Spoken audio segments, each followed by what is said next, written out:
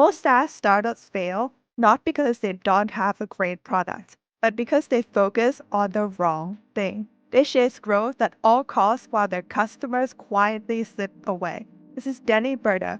As Chief Commercial Officer at River Consultancy Group, he's helped SaaS startups rethink their go-to-market strategies, focusing on customer retention instead of just acquisition. Optimizing onboarding is your first date with your customer.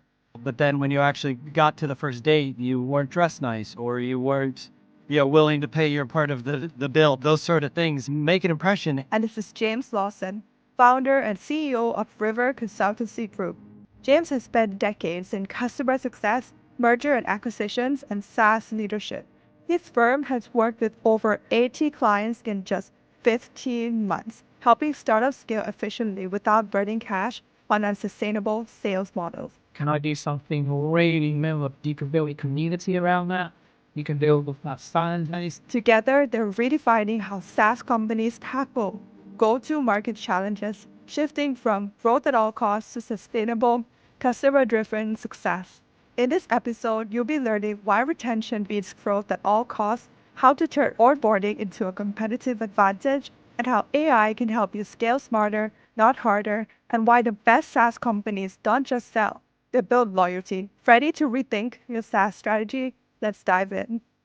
Denny, you've worked closely with SaaS executives to refine their go-to-market strategies. From your experience, what are the most common mistakes early-stage SaaS startups make when crafting their go-to-market plans, and how can they overcome them? Great question, Denise. I think one of the biggest mistakes that founders or even executives in an early stage SaaS tend to make is their go-to-market strategy is often very much aimed at what they're looking to achieve in the next quarter or maybe half year term. We often call this in the business, they might be in what we call a growth at all cost model or a attempt to land and expand. So they may be pushing more at the what can we get right now without really thinking about what the cost to attain that takes in the future or how long those customers will come in. Something we've seen and noticed very highly in the past year in SaaS is that customer acquisition cost or CAC is at an all-time high at about 6x. So you're spending 6 times what you used to bring in new customers. And sadly, that also goes in contradiction to a lot of the data, which says most customers, especially in SaaS, might only stick around for 18 months. So you're spending more to get these customers than you are actually getting back from them. And so when a lot of new founders start out, they go, we need to hit 5 million in revenue or 10 million in revenue, or some kind of floating target number, but they're not actually looking at what it takes to retain that revenue, or if those customers that they're bringing in are going to be there for year 2, year 3, or 4. And when James and I have gone out and talked to the VC and private equity worlds, what they're actually investing in is no longer customers or companies that they can acquire that may hit X evaluation or have X potential in their town, but instead they're saying, what is your year 2 going to look like? What is your year 3? Because the days of kind of the big swing backing from equity partners is just not there anymore. So if you're a new founder, number one thing is look at the customers you're acquiring, not in a how quick do they get us to a end target number, but how much can we project the lifetime value of that customer? How much will we get from them year over year? And how long do we expect them to stay? So, what would you say is like the biggest needle mover in terms of customer retention? Sorry, I didn't quite hear you. Can you repeat that one more time? What would you say is the biggest needle mover in terms of customer retention?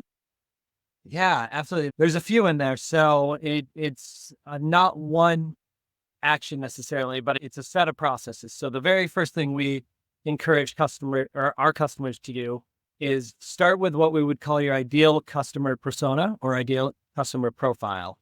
And within there, make sure that you are identifying what your ideal persona is. Who should you be selling to? What level, what amount of kind of value you expect that customer to be bringing in, and make that your target. Make that the very start of your go-to-market motion. And then once you bring in those customers, and you have to understand how quick you get them to their time to value or how quick you bring them to a position where they're actually benefiting from your product. I was actually having this conversation with another colleague yesterday, and one of the things that was really interesting is The average life cycle, as I just mentioned, is around 18 months before a customer is looking to switch to another SaaS.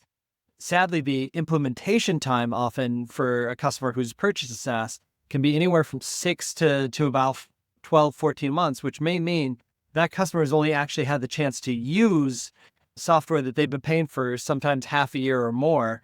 And so no wonder they're frustrated and looking elsewhere by the time you actually get them to the place where you could keep them as a customer. So we often say the first 90 days post contract signing are the most important. What motions are you putting in place? How are you making sure you're matching what the customer has bought the software for, and how quickly can you get them there? So you would say to optimize the onboarding process. Yeah, absolutely. Optimizing onboarding is one of the most important steps. And ironically, I think one of the most overlooked. A lot of companies invest in their sales. A lot of companies invest in their customer success, but you're missing that stage, which is actually what is the first impression? In a lot of ways, I tell companies that this is your first date with your new customer. And if you aren't willing, if you had a good profile picture, if you sold them a lot of good things in your bio, but then when you actually got to the first date, you weren't dressed nice, or you weren't, willing to pay your part of the bill, those sort of things make an impression. And you can have the greatest CS team in the world, but starting with unhappy customers or customers who struggled through their implementation means you're always starting one or two or more steps back from where you should be to grow and scale those customers. Definitely. James, you've built and scaled customer success teams across multiple industries. How can SaaS founders design a customer success strategy that not only reduces churn, but also drives consistent revenue growth? I think that with the secret resource that SaaS founders is going to be custom again, and like a real focus on what can look like and what it does look like. Specifically, you're looking at the market. So you're looking at various customer journeys and experiences. How can you make your customer journey better than you? To make a quick, and it's simple renewables. Any box customer success strategy that typically focuses on reducing churn or deepening customer relationships. They are all out of the box strategies and knowing what excites and what the end. But keeping a customer satisfied and engaged is a bit of an art. Therefore, that requires understanding what does that journey look like. And I think when you buy anything, not just as SaaS product, but when you buy anything, you're always taking on a bit of a journey. It's about, if you're a founder, one of the things that you need to look at is a point during those journeys. Can I do something really memorable? Gives them an opportunity to engage with. It actually separates products that are consumables or fans. If we look at Apple, people are fans of Apple, people like Microsoft that tend to be consumers. And when you think about that from a really basic standpoint, we are in that Apple product is always quite satisfying, and that to benefit for it is not the onboarding. Yeah, experience again. Product, there are touch points, and then there's the store, and then all these things. And when you put that together, you've got something there that separate itself from everything else, and that's fine. Definitely in this future facing market, that's what you've got to look for, because everything is about convenience, difference in convenience. So to Denny's point, onboarding is a critical part of the customer journey. A really good acid test for a founder for that sort of success is to really relentlessly research and discover what makes a great customer journey for a solution and why. That is really important because it will be different based on what the expected outcomes and visual results you acquired by the end customer. So I'm looking for a specific result. As an end user, I'd expect a certain different. That might not be a journey that anyone here would suggest or be part of, but it doesn't matter. It's what they expect. So it's really about understanding. And once you do that, the best thing about it is your strategy can then move, because you can build a community around that. You can build with that fan base that we spoke about. And I know it's not realistic to say you could have fans, for example, guaranteed software. It's realistic to say that they could be a fan of the experience of the purchasing or the ordering journey. It's true. I completely agree. As someone who uses a lot of SaaS products, I feel like there's a huge difference to it's a good journey in the beginning and of course a continuously good journey. I'm a huge fan of that SaaS product. Yeah, and I feel like you can really tell the difference when the founder has optimized their onboarding or if they haven't. Exactly. Yeah, I sometimes think a lot of that is me and Dave seeing products and clients that have a little bit of themselves in their product. And the same way in cell operating system was, I think, a great example of that. For example, if I put my password in being correctly onto my iOS environment, for example, it will shape like this, like Big Bang, no? And it's just little tiny touches like this that make a customer journey more human. And the more human you make that journey, the more you're going to get interaction from a customer. Then it means being heavy lifting. Definitely. Denny, in your work with SaaS companies, you've helped develop the CAT system to optimize sales efforts. Could you break down what building the CAT means and how this approach makes go-to-market strategies more efficient? Yeah, absolutely. So I already started hinting a little bit at it in your first question, but CAT stands for Customer Account Team. And it may sound incredibly simple, but predominantly the way SaaS companies, the way most companies for the past really close to 100 years have built it is what we would call a sales account team. Bring in the right person to get the sale done, move the deal forward. And this worked really well in the past 100 years of commerce history, and especially in pretty much the first 20 years of really the growing software industry. And the reason it worked is because once you sold a product, you had very little responsibility. Whether you were selling a vacuum cleaner or a microwave or an OEM disk of software, once it was in their hands, you left the responsibility. But with today's modern SaaS, the responsibility is what happens as soon as the deal is done. Companies need to shift from this mentality of sell to this methodology of grow and retain. And so that's where the CAT really finds its strength. That's where a customer accounting focuses. So what we've done, what James and I have built with this Build the CAT program is essentially saying, hey, you can actually sell. There's a lot of great, amazing other products, other SaaS software out there now, other AI-driven software out there now to help new businesses sell efficiently and cheaply. James and I actually, for ourselves, use an amazing bit of software called Leadify AI, which helps drive our outbound campaigns via LinkedIn versus cold emailing people. And we see great results from it, and it helps us keep our sales headcount down. So you can sell cheaper than ever before, but customer acquisition cost is higher than ever before. So you need to figure out how to sell cheaply and grow efficiently and productively. And so when you rely on what we would call the post-sales motions, your implementation enablement teams, your customer success teams, and you actually let them drive the go-to-market strategy for you with things like, what are our success stories from the customers who have taken this product? What does our ideal customer profile look like? Talking to the people who would talk to your customers every day, your CSMs, or what does a marketing strategy that fits your existing customer base look like so you can expand? These are just really, in a lot of ways, simple methodology shifts. A really good example I like to talk about is, for a long time, I've worked with a lot of people in marketing, and marketing has always been the servant to sales. Increase pipeline, grow pipeline, do this, do that. And so what does marketing do is they go to that sales team and they say, okay, what content do you need? Or what events do we need to create? What webinars do we need to host? And if I'm a seller and I get asked that question, the answer I'm going to give you is what's most relevant to the deal I'm in right now. But that's probably one customer that I'm trying to close because I have to hit quotas for this quarter.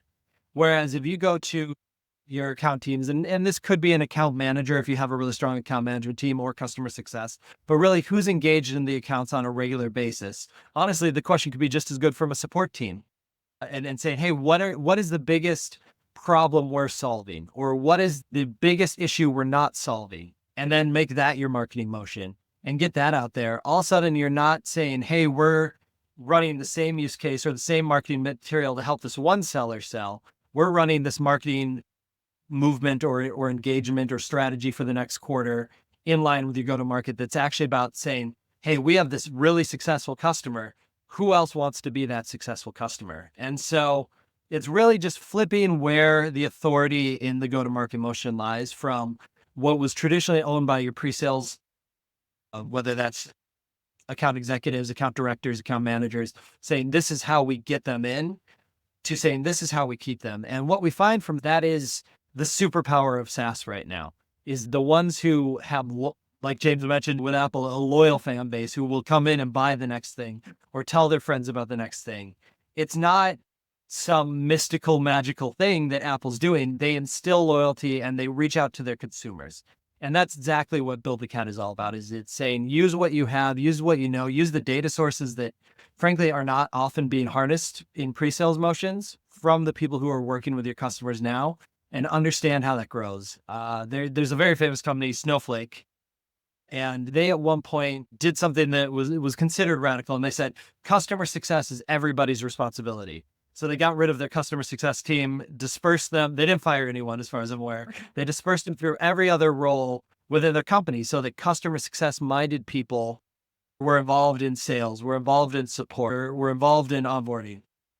Build the Cat is almost taking that and flipping the coin and saying, actually, revenue and growth and what will make sure your company makes it from angel investor to Series A or Series A to B or B to C, whatever your next level of growth is. It's actually putting that responsibility and saying our company's future, our revenue, our growth is everybody's responsibility. So sales is everybody's responsibility.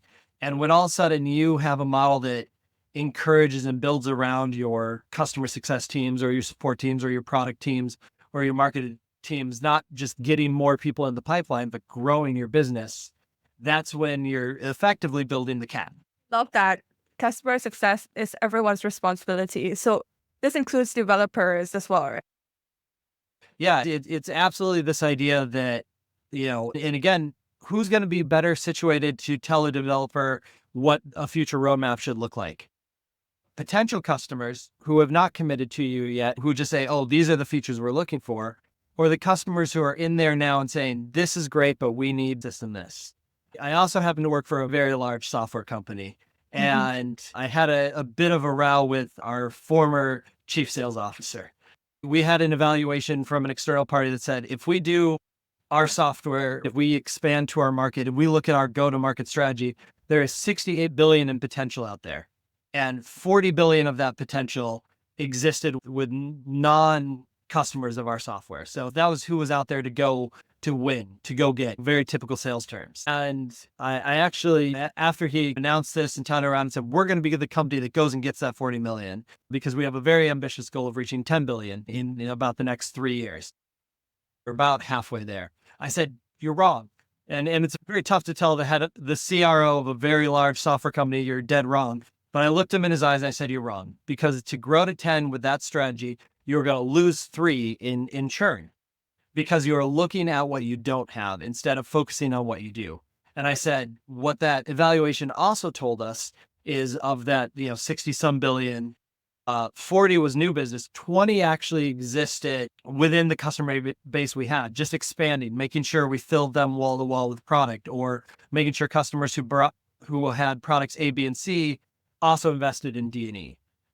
So what I said is, if you become focused and obsessed on that existing customer base, on claiming that 20 billion, you're going to get a larger share of the 40, and you're not going to lose anything along the way, or you're going to lose a very, marginal fraction of an amount versus 30%, because what you're actually saying is, we understand our customers. And I've talked to, I don't know how many SaaS companies, large and small, in the past probably 2 to 3 months, who actually bought into that idea above anything else. If you become a company that takes care of your customers, that gives your customers what they want, new customers are beating down your door because everyone wants to work with a company that wants to do what they need. Definitely. I completely agree with that. James, as an executive advisor, how do you see the role of advisory services offering a distinct advantage over traditional consulting for early stage SaaS founders? When should founders consider executive advisory to support their growth? It's advisory is, from an emotional intelligence point of view, a tricky one, because if I'm an exec, then why am I looking for advice?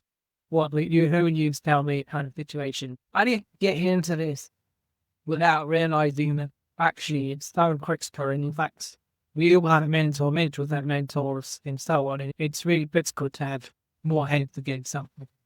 And I think in terms of gaining an advantage, one of the things that it's we're certainly exemplary what customers we're getting is that I think that if you're able to have an outside view of what's going on, and rather than into the tunnel vision or tunnel view, if you like, the exec team, then what you can do is start to inspire them.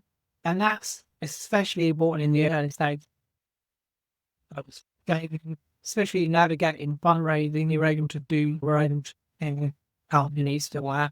And also, if you're looking to strategically pivot or you're looking for market expansion, you need that outside advice to effectively readjust and capitalize on new opportunities. Because unfortunately, the irony is, it's actually done for a consultancy firm. We actually give us that info. We need to know which do it. It's like it's a dominoes thing written. And what I find is that when there is a big problem to be solved, having an executive advisory team involved or executive advisory is really what's going to supercharge that, but give you the, I would say, back down the tools to go in and make the right decisions. And I think typically an exec would have a very good understanding of what those things are. Typically, what I don't have is what is everybody else doing that I may not know, and how are they doing, and also why I do. Because the curiosity kind of bleeds into, well, we're going this direction, but why are they going direction? Is there a reason? Quite often we see executive teams being built out based on the very simple models of CRO, running you, stealing marketing. But one of the things we have to get underneath the skin of is not necessarily what they've done before, but what potential do they have to do other great things. One of the most terrifying popular things that I hear from many executives is they go into a business and they say, I've done this before, so I can do it here. It is the single worst thing you can think because I hear it too much. And the problem with that statement is you're not going into the same house. You're going into a different house and a different approach. You have a different living room, right? So to automatically assume that you can redesign that house and be the chief architect of the company, away you go, it's extreme naive. If you have someone like me that advice that have been in many different houses and many different examples and who are aiming to give you guidance around that, then you're more likely to navigate that situation on who you are, how you build, how you want to pose yourself for exit, how you can build up that team.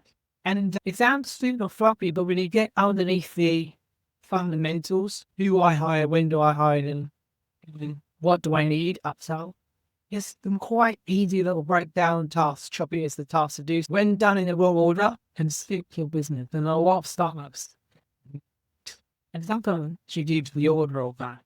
And it can affect exits as well. We do a lot of investment and venture capital firms tell a company what they're looking for, and they don't manage to sell the company. And supposedly they fully know what they're doing.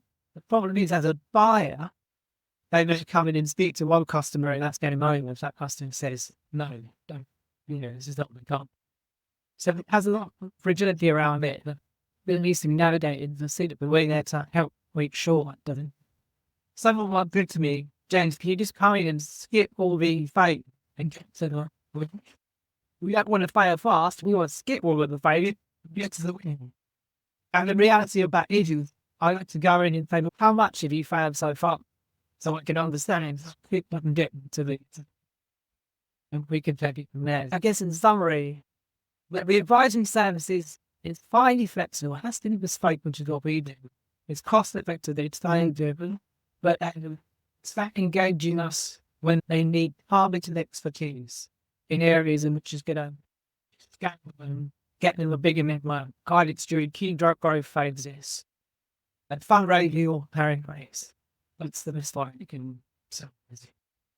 So you mentioned something about the wrong order that saying startups. So what is the wrong order and what is the right order? When Denny speaks about building a cat,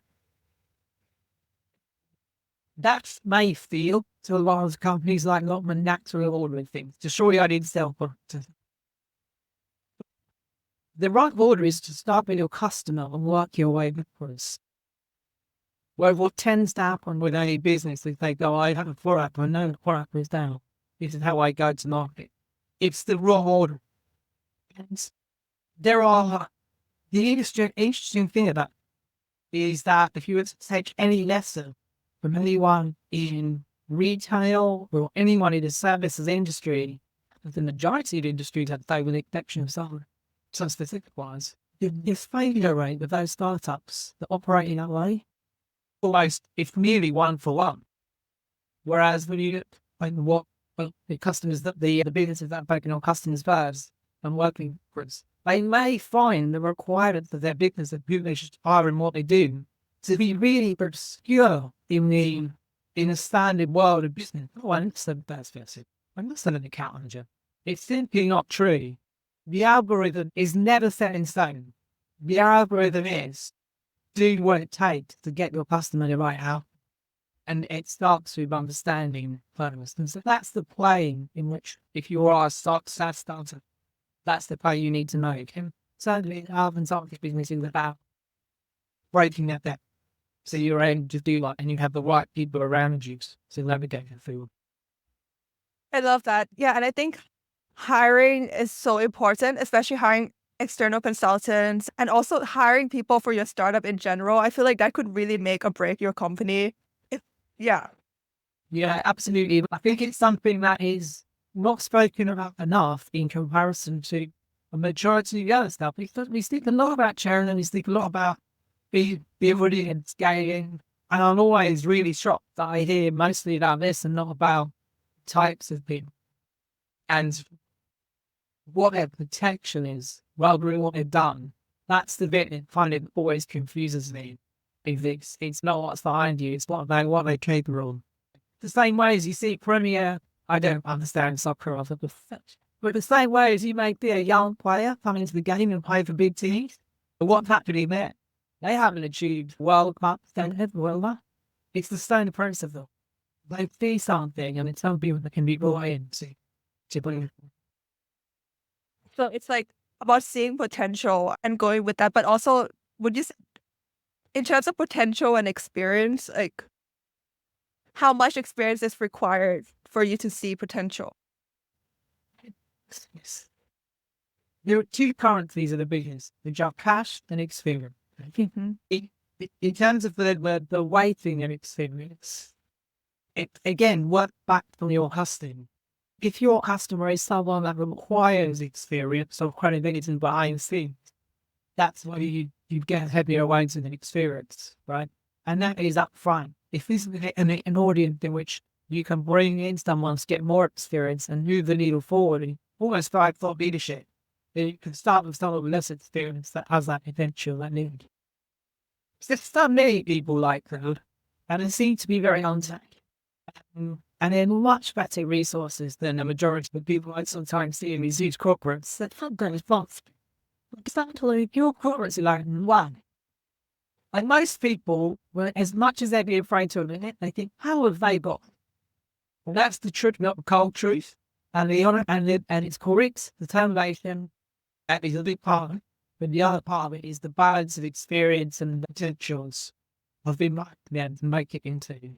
Yeah. Definitely. Denny, AI is becoming increasingly integrated into marketing and sales efforts. How can SaaS startups effectively use AI to build smarter, data-driven go-to-market strategies, especially with limited resources? Yeah, I think this is a conversation that James and I have been having is daily, multiple times a day, a fair thing to say. Everyone wants to know, what AI should we get? What's our AI tech stack? What is our AI sales stack, our AI marketing stack? And it's very easy to think that in and of itself is the answer. But the truth is, and again, one of the things River does is approach things from digital transformation and IT tech stack. We have a great partner in our group who he just comes in and looks at technology strategy top down because what I think these whether you're an established company or a new company, AI is it's a new frontier for us, right? Like very few companies have their AI strategy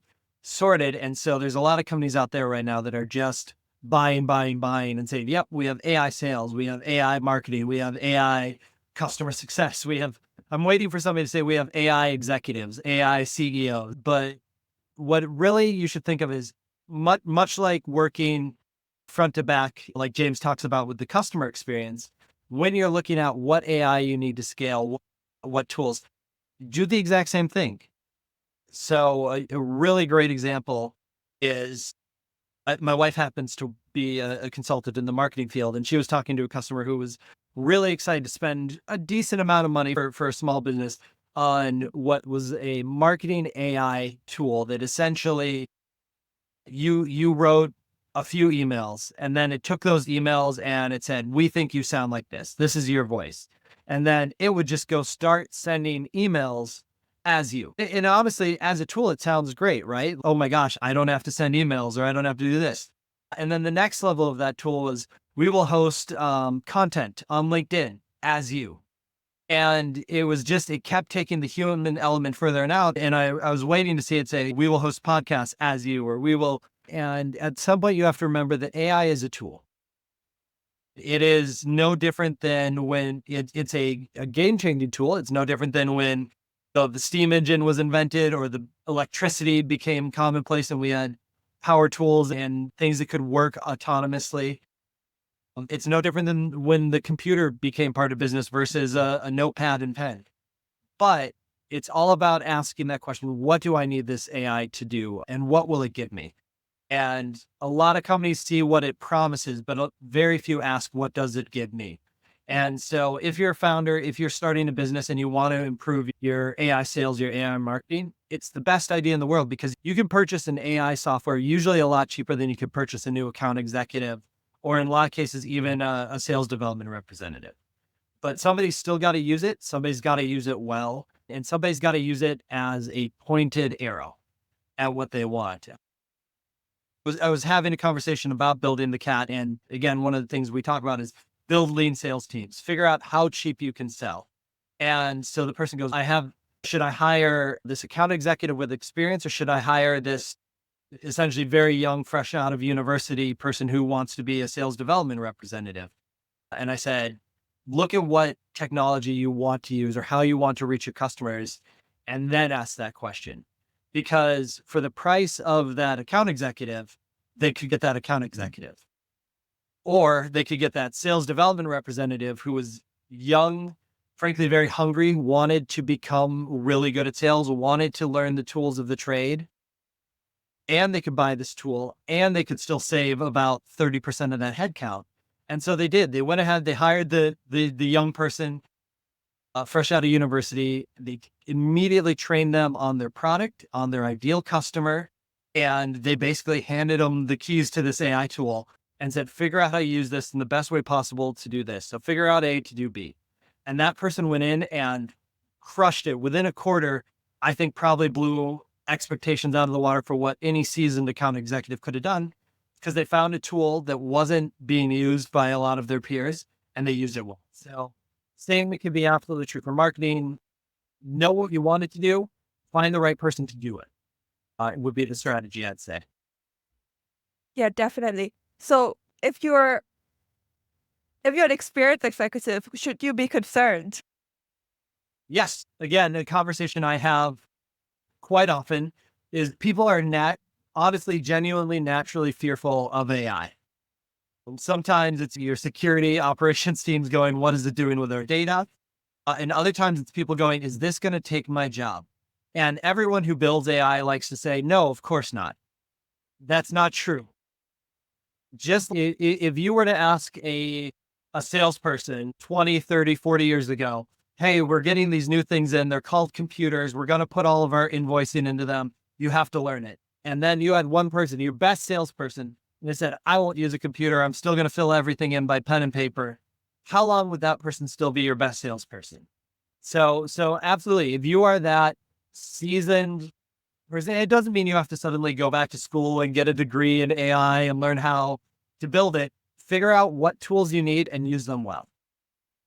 And so again, whether that's sales, marketing, if you have been in this profession, I would say for more than 5 years as a marketing director, anything like that, and you don't know a thing about AI, get yourself into a free program, start watching different AI companies, shared materials.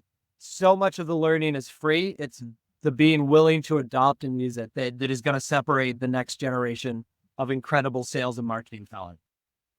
So be an early adopter, essentially. Absolutely. Yeah. And again, this is a conversation where founders, I think, try to be everything and wear every hat.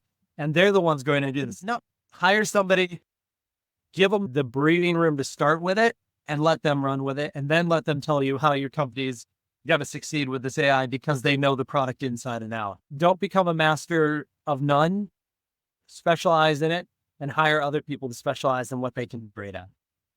Definitely. With your experience in building customer success teams, what are the most important metrics SaaS founders should track to ensure their customer success efforts aligns and supports their go-to-market strategy?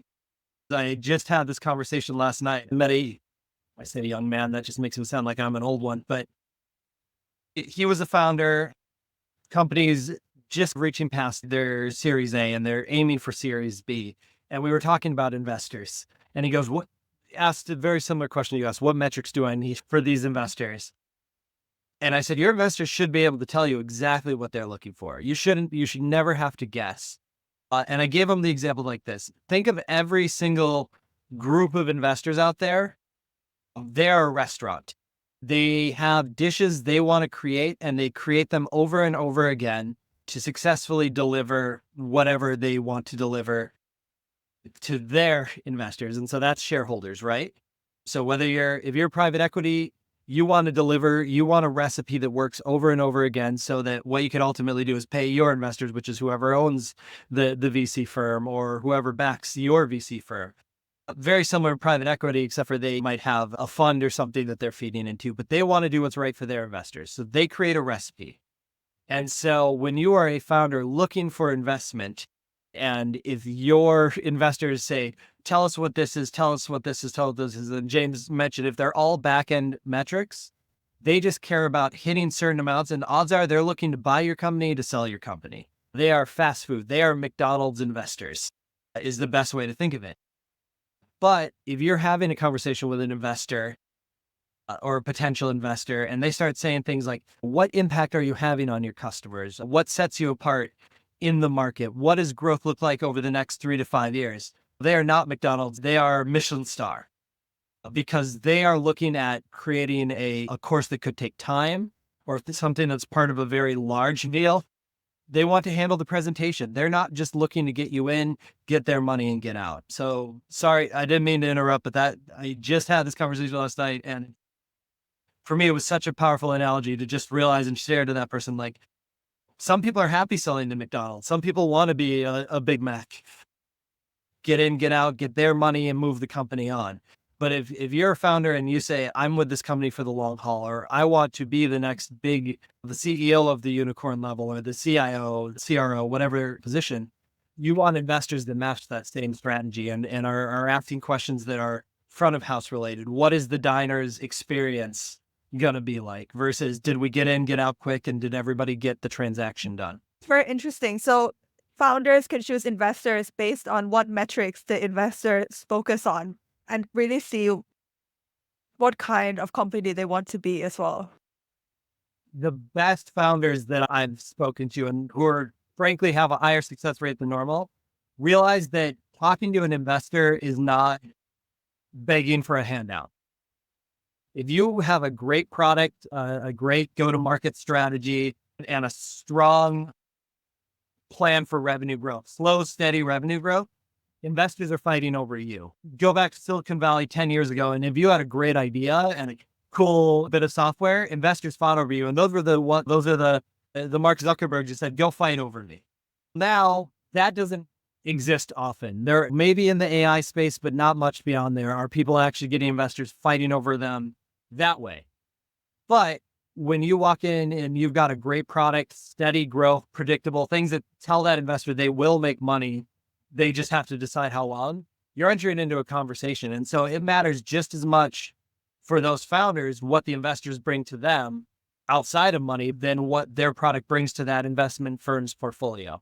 And that's a shift. That's something that I think is really the past year to 18 months that we're seeing from maybe started a bit sooner in private equity, but now even VCs that I've had the chance to talk to, they go, "Oh, I don't want to chase Facebooks anymore. Maybe that I know a year from now I could sell if I want, or I could hold on to for 10."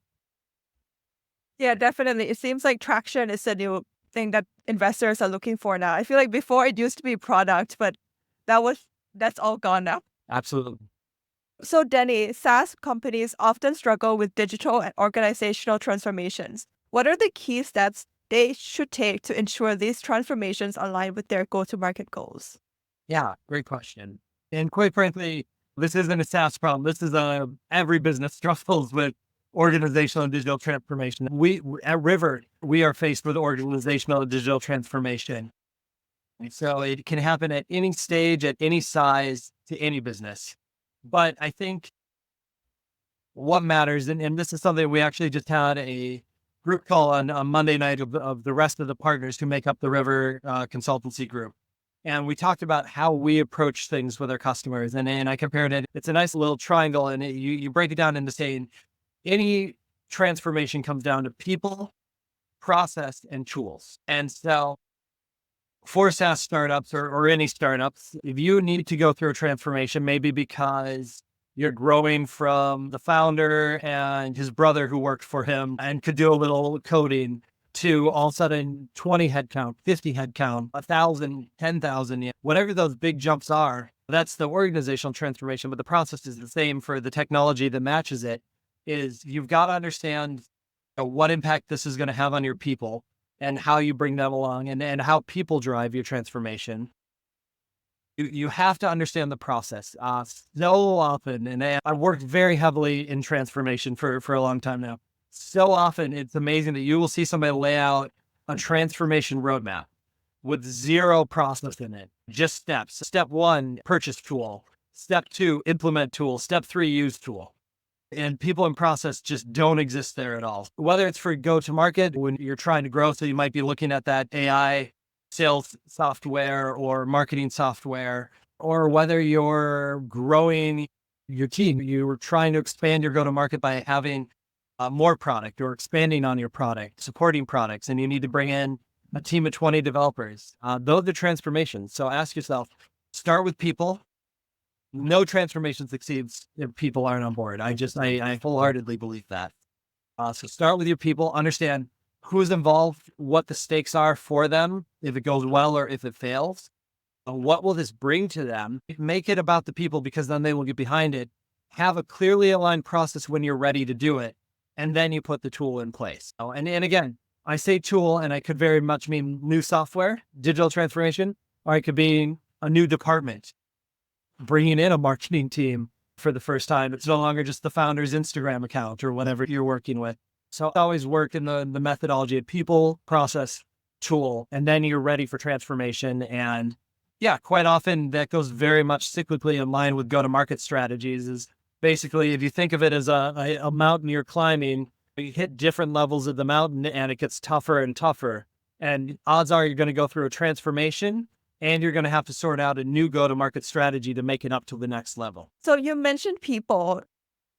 That means that culture is very important, right, for organizational transformation. What kind of culture would you say that ensures this process is done more effectively?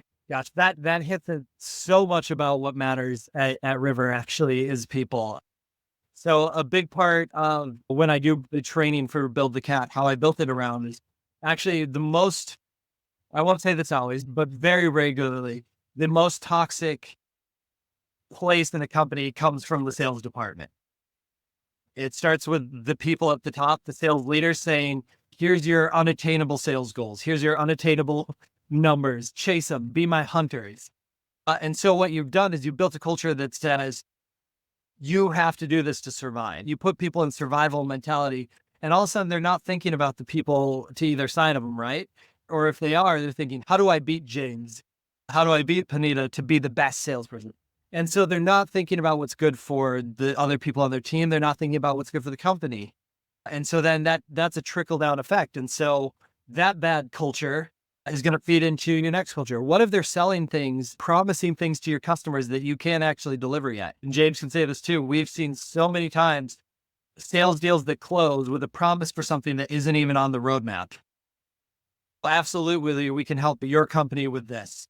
And that's nowhere on a public facing roadmap. And quite often we come up with the phrase that sales writes the check and product or customer success or support has to cash it. And those are the type of things when we talk culture, it's so important. That's why actually when I say build the cat is responsible, revenue and growth is everybody's responsibility. It's because when everybody owns it, and frankly, and I say this, just because we gave you a system that can decrease your sales headcount cost, doesn't mean that money magically becomes extra, a new car for the founder. What we say is invest that, grow your product, invest in your marketing, and then also take what used to be your big comp and spiff payouts to top performing salespeople and divvy that amongst the team. Make it equity in the company, make it a larger bonus, make it a higher base pay. Because all these things have positive effects on a culture that says, I want this business to succeed. I'm very proud of our partner group at River Consultancy. If you ask James, it's my baby. Because what I've been doing for the past few months is seeking out other consultants who maybe have their own individual consultancy, inviting them to be part of the River Consultancy group, because I think they answer a big problem, but they do it in a way that is unique and entirely to them and something you just can't go out and get from a lot of consultancies.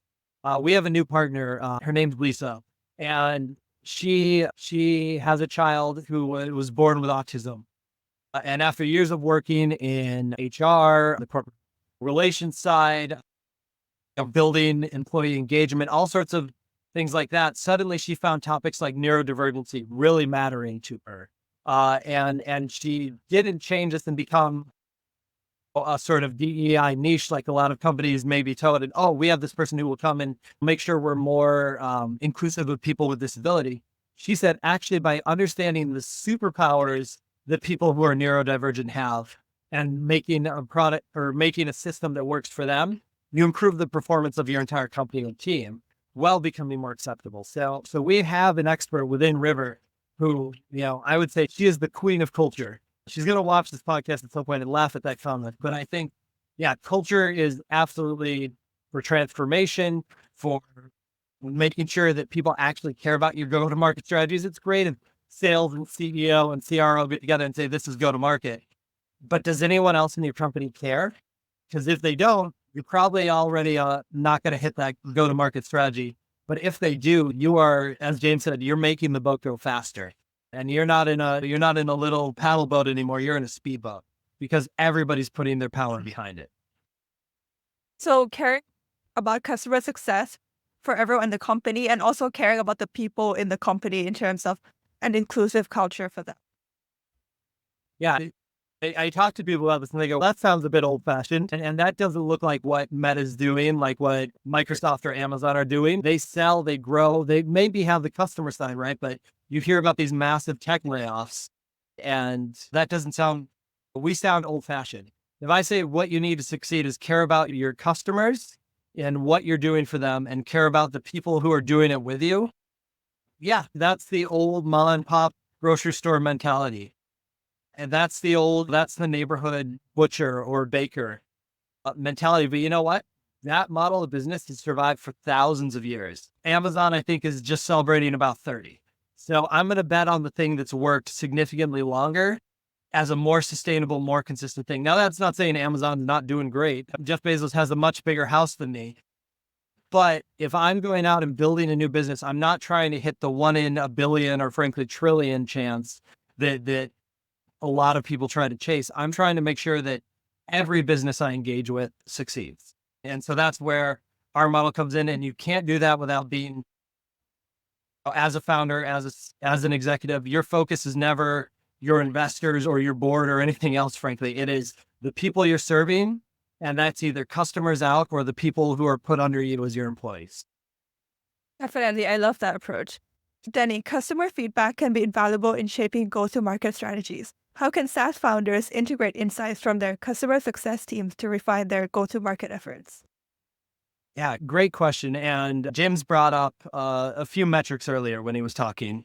And so I think this is where actually a lot of companies make mistakes is they rely on those metrics and they miss out on the robust data. So a lot of companies build their go-to-market strategies and they will look at sentiment scores like net promoter score or similar kind of things like either what was our score, how did our support do, what ratings, are we getting 4 or 5 star ratings on support tickets? And in a lot of ways, that's great data set. But as James said, it's a lagging indicator. You're getting that after the fact. Your best data source, I believe, is exactly the difference between getting statistics and getting stories. And so your customer success teams often are engaged in regular conversation with your customer base. And this is true at all levels. And it's important that you have customer success teams that engage at all levels. And that doesn't mean that if you're in a more digital CS, you're trying to get 500 user stories, but you might get 500 user comments and build a story out of that. Or if you do have a more enterprise customer success team working with large customers, they might be meeting with them once a week or more. And so use that to power it. If your goal is to be maybe your SaaS is not B2B, but it's B2C. And so customer success might be much more in the form of a community manager or a social media manager, things like that. But you're going to get thousands of stories and they're going to come in the equivalent of Twitter, characters now, 100 and some characters telling you exactly what they think. But that line after line of text is going to tell you so much more than how many stars you got on your how did my agent do at the end. And if you're on the other end of that spectrum and your go-to-market strategies, how do we grow enterprise in this segment or this region, things like that. No one's going to be able to tell you that better than the customers you already have there. James and I actually previously, before River, worked for a SaaS company, and it was really interesting. We had an ask from an executive at the time. He said, our business is not doing well in APAC. And they said, why? And I said, that's a really good question. I have one CSM for all of Asia Pacific, and he can't meet with every single customer. But I'd love to do a short road show. Some of our biggest customers were based out of Singapore. And so me and him, we went there and we just did interviews and we just sat down with every single customer. And it's really easy for a technology business to say, oh, what was the value of that? We flew you halfway around the world, put you up in hotels. We made you talk to all these customers. James remembers this because he had to sign all my receipts at the end of this. But what we gained was amazing. That CSM actually returned back an 8-page report that we sent up the chain that talked about, hey, this is exactly what our customers like about us. This is what they dislike about this. This is where they would buy more from us. This is where they've said, you won't get a penny from us. And it gave us insights into the competitor landscape in APAC, something we would have had to pay external consultants, marketing analysis to do. We got that for free by just talking to our existing customers. We understood what our growth potential was. Hey, what will our existing customers buy more of there? What won't they? And so that completely tweaked our go-to-market, or I will say it should have tweaked our go-to-market strategy. Sadly, that CSM got stolen by another company who offered him more money, and then it took a long time to replace. But the moral of the story was simply that invaluable data sources like, what people will buy, what they won't, what people are happy with, what they aren't, what you can prospect on, what you can build your go-to-market around is all sitting with your existing customers. Yeah. The only time this model doesn't work is if you don't have a single customer yet. And then you're guessing. Yeah. But after that, the guesswork's gone. Yeah. Or you're not prepared to leverage the data that you provide, which is often the case. So like you could go and a good tactic or a good task would be to go and look at a CRM to put this data into.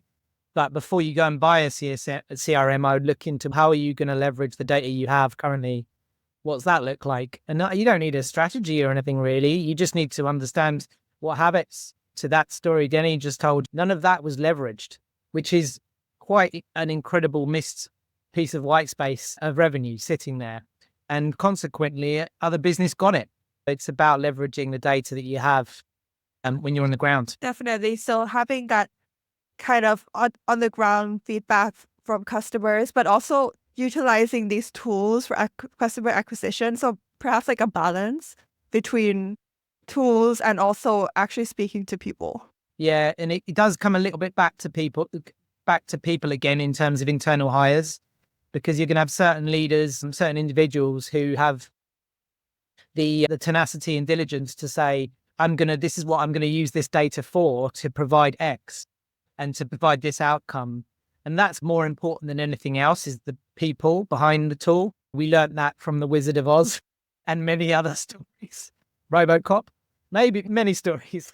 But I think it's all about if you think about it from a day-to-day perspective. I was in a board meeting yesterday where there was a lot of talk about, we have these initiatives, we have these strategies, and there was a lot of worry about how are we going to deploy them. And I said to them, let me tell you something now, none of you know how. And the reason you don't know how is because the people that know how are the people doing the work on the ground. The CSMs, they know how. That's what you're paying them for, by the way. And that's where you're going to get your insights and your data from to shape what we're doing up here. And it's that kind of closed feedback loop that makes a business go faster, operate more efficiently, impacting those key metrics we mentioned at the beginning. Definitely. So go ahead. I was going to say, I think this is going back to our people process tools conversation. This is a perfect example. This company had the people. They probably had the tools in terms of whatever the CRM was. And what James is hitting at is you need the process that connects that. And so often I'll see this. I call them data graveyards, CRMs, because quite often, whether it's Salesforce, Gainsight, HubSpot, whatever companies are using, they just load them with data. You have a customer's name, position, years in role, most recent contact, the name of their favorite pets, just loads and loads of data that's often being harvested, again, whether it's from support, from sales, from customer success marketing, and it all goes in there. But instead of trusting or developing a process that trusts the people who brought that data in, companies will say, great, let's get an analyst in there or a Power BI expert or something like that. And we'll go big data and we'll look at all of this and we'll come up with trends. And again, qualitative versus quantitative research, they both have their place. If I'm having somebody who's testing a new drug to treat cancer, I want qualitative data. How many tests have you run before this goes to market? How many people has this helped? If I want to understand how somebody feels about something, give me the story. And again, so many companies right now, mature companies and startups, are trying to data harvest. They're using AI to do it for them, which can be a great tool. But again, if there's not a person guiding what that tool should look for, they're just going, great, we ran our AI and it scooped this, and our next go-to-market strategy is we're going to sell to people in this age bracket in this country for this many months, but they missed the story. And so that's, again, where I think it's always going to come back to people, processes, and tools. And there's nothing wrong as a founder, as a leader, going, I know I have the people, I know I have tools, someone else help me with process, or ask your wider executive team, bring in that CSM or that sales development representative, bring in who's doing that conversation and say, tell me the story. An exec who isn't willing to listen to somebody at that level and just say, tell me the story, help me understand what your day-to-day looks like, in my opinion, doesn't necessarily earn their spot at the head of a company. You got to talk all the way through and understand your people. Definitely. So making sure that you talk to the right people and also get those tools in the hands of the people who are actually doing that particular work. Mm-hmm. So James, scaling processes is key to SaaS success. In your experience, what are the essential processes early stage SaaS companies need to implement to make their go-to-market strategies scalable and less dependent on manual efforts? Yeah, I think the first strategy is to establish what you can automate. Okay, so look at what I would say the key jobs are. And then what I would also do is look at something called value proposition. So what pains and gains are you trying to achieve? What pains are you removing from your customer? And what gains are you going to make? And what is the data you require that feeds into that? So if there is, and that can be captured by a CRM, that can be captured by multiple different sets of tooling. I don't always believe that you should go for one thing. I think sometimes you can go best of breed. And this is coming from someone who was at Oracle, so that's blasphemous over there. And that data set, when you build it out, It's about how do you create hyper personalization around your offering in the making sure that there is if you have to press the alarm bell, there's a human behind it. And so when you look at your sort of, to reduce the manual side, it's about a stitch in time saved nines. That saying of, if I create content and if I create enough content and if I create enough repeatable content, how do I build that into my processes that fit with the customer journey so that this is always the same and therefore this was what goes out. This is always the same and this is what goes out at this stage. So there is a lovely framework of repetitive tasks that are taken care of and could be adhered to. The other thing to consider is what services are you offering that have a process that's very accessible, easy and simple to use. And that might be your support process. It might be your services, might be how you upgrade, could be a number of different things.